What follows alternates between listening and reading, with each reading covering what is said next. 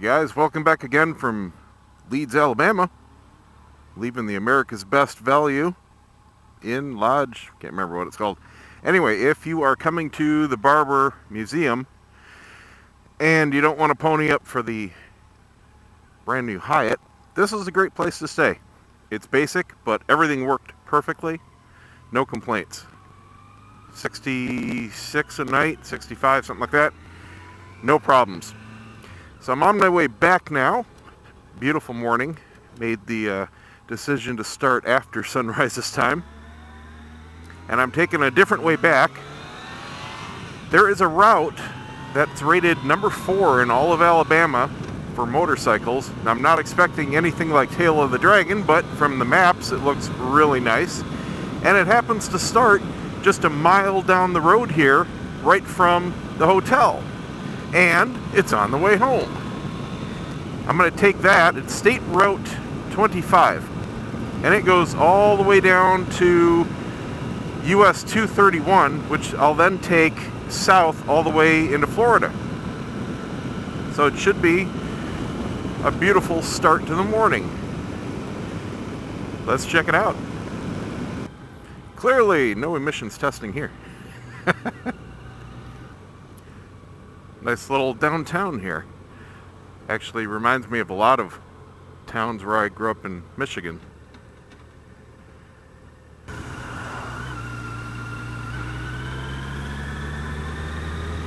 Garbage truck. Great. Yes, he's turning. I was going to say, that was going to be a quick pass. Alright, let's check out State Route 25.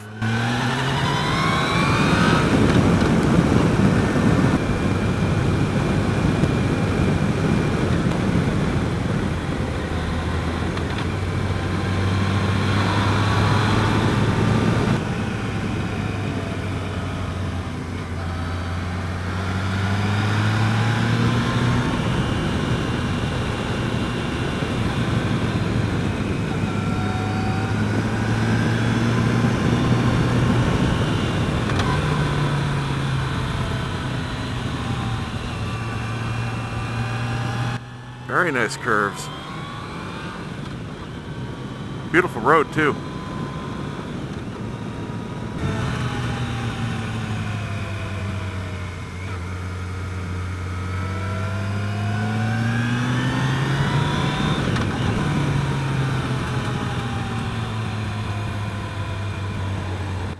Ah, this would have been a nice curve.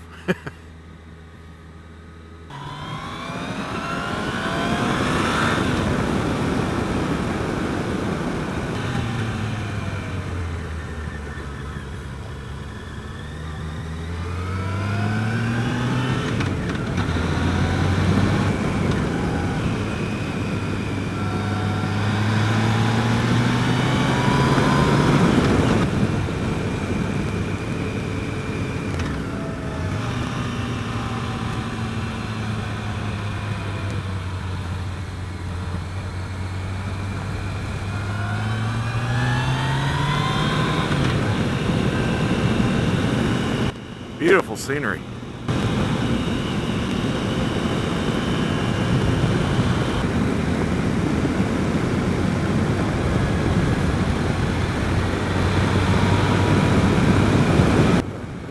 Alright, so that was State Route 25. Not a bad little road.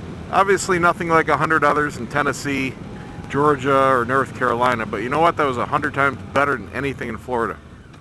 So that was a cool start to the morning. I'm going to find a spot, pull over here, and put in my earplugs for the long ride home. This is 231, and I'm going to take it all the way down to Florida. Just have a nice relaxing day. Screw these southern hick flipping towns. Caught in a damn speed trap. Look at this irony. Oh, let me see if I can zoom. That's how close out of the speed trap I am. I guess back there's a 55-mile-an-hour sign. I got my cruise set on 7 above. He gave the whole freaking 72 and a 55 to me. He says, yeah, you got to watch this road. They routed it right through all the city jurisdictions, and it drops down. Ugh. Oh, pisses me off. Well, ticket notwithstanding, it's been a very good trip. Back in Florida here, the sun is on its way down. I'm less than 100 miles from home now, back on US 19. If you couldn't tell, where I got that ticket was not 231, it was 431. I had to get off 231. It was going through all kinds of little towns. It was going to take me forever to get home. I didn't feel like getting home at midnight, being on the bike extra hours for nothing. So I just had GPS reroute me to the faster route down into Florida. So it took me through that scenic highway, 431. Now the road itself, that was great. Exactly like this. 4-lane divided highway, beautiful new blacktop. Except for the speed zones. So if you're going up that way, I highly suggest you don't take 431. Now where I got popped, it wasn't the first one, but it was sure not the last one either. He was right.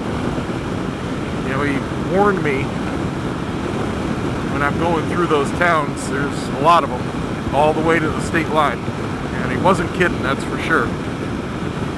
And of course, it's my fault. You know, I'm pissed at myself. I didn't see the sign, didn't slow down, and that's all there is to it. But at the same time, he couldn't even give me 3 miles an hour as a brake to put it down into the next bracket. Just 3 miles an hour, that's it. No, had to give me the full dang thing. Come on, bro. I am always nothing but polite when I get pulled over. You know, I do everything to make their job super easy. They're just doing a job. It's just a guy, you know. I'm not there to make his life miserable.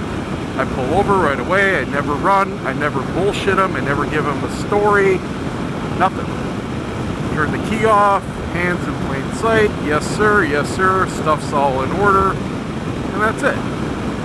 Now, here's your full shebang, sir. It started off on a good note. He came up all grinning ear to ear, and I'm thinking, oh, great. But then he's like, what is this? He had all kinds of questions about the bike, so I'm thinking, sweet. This is going my way. And then very quickly, okay, where's your license? Son of a bitch. Oh, well, what are you going to do? So, cruising on back home here. Should be home about 9 o'clock or so. Very quickly, in probably another 50 miles, I actually get into civilization here in Florida, so it's not this nice open highway. So it will take me quite a bit longer past that point to actually reach home. I think the trip, I'll have to go through and see if I can see my odometer when I left in the morning. Hopefully it wasn't too bright for the camera to pick it up because it was at night. But I forgot to set a trip odometer.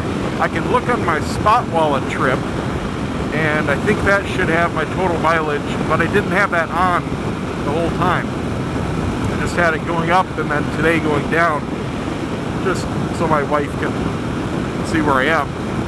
But I didn't have it on in between, and I did some riding in between, nothing really major, but probably a good 60-70 miles. So I'm guessing the trip is somewhere between 11 and 1,200 miles just from number of fill-ups. I think I'm going to be going through about 4.5 tanks of gas. Not complete. I haven't run it out anywhere near empty. I've been filling up about the, I guess about 4.5 gallon mark. Right around where it goes to reserve or just before. So that's just a rough guess. Easily 1,000. So far, knock on wood, watch, I'll jinx myself again. Everything's been perfect with the bike. It's just like going around the block. Pretty long days, actually. I rode home straight from Asheville, North Carolina. And man, that seemed like, distance-wise, it seemed longer, but it was like a 9.5 hour ride, but it was all freeway. So time really did go faster. Taking these back roads, well, this is what I consider a back, anything but an interstate, I consider a back road because you're not doing 80, 90 miles an hour. It just seems like it takes so much longer to get anywhere. It's also because of the intersections and the lights and the different terrain and all that, whereas the interstate, you know, you're there just to go from point A to point B. Unless you run into traffic, you're really not stopping.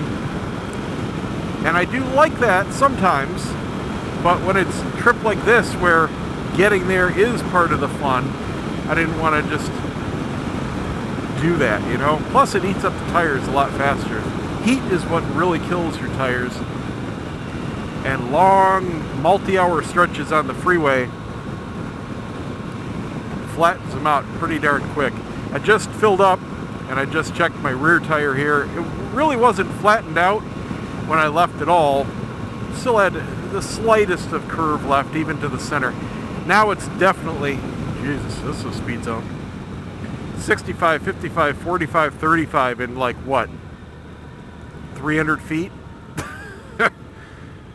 Oy.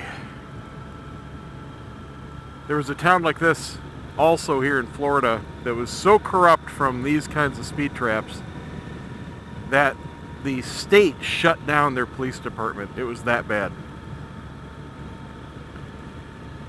But at least here you expect them, you know. It's an intersection, it's town, there's actually a reason for it.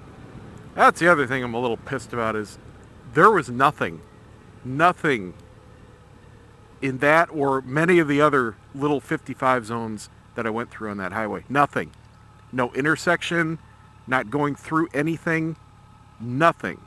I mean, you could have painted any number on that sign and it would have made no difference because there was no physical difference. I didn't know how I was going to do these videos going up because I wasn't sure how much footage or what kind of footage I would be able to get at the museum. But now that I know, I have over 4 hours of raw footage to edit through, and most of it is usable. I mean, the vast majority is actual footage of bikes. I have a little tiny bit of walking around, going in between the displays and stuff. I'll probably cut that out, but that's only going to take off maybe 10 minutes of that whole thing. So I'm going to be putting up definitely a series of shorter videos, probably 10 to 20 minutes max. I thought about one long video if it was going to be like maybe an hour of footage at the most, kind of like I do with the bike festivals, but there's no way anybody's going to be sitting through 3 to 4 hours of bike footage. Just not going to happen. So by the time you see this, all of those will have been up. And I hope you enjoyed them. If you did watch them, I still haven't seen any of the footage, obviously. Hopefully I did it right. The only thing I'm not sure of is what my levels were looking at, because even though it was fairly well lit, it was, to the naked eye, a beautiful museum, plenty of natural light, and they had really good lighting on almost every single bike in there, both sides. It really is a fantastic museum to visit. But there is a point where the camera goes into a lower light mode and cuts down the footage to 30 frames a second and pushes up the ISO, and I really can't tell what I'm at until I get home and see it on the computer. So I'm hoping everything turned out all right and you guys enjoyed the footage. I know I'm going to be watching it again because some of those bikes are really dang cool. So thanks for watching. I'm going to head on home here, enjoy some time on the couch, take a hot shower, get some dinner, late dinner. Subscribe to see more, and we'll see you next time.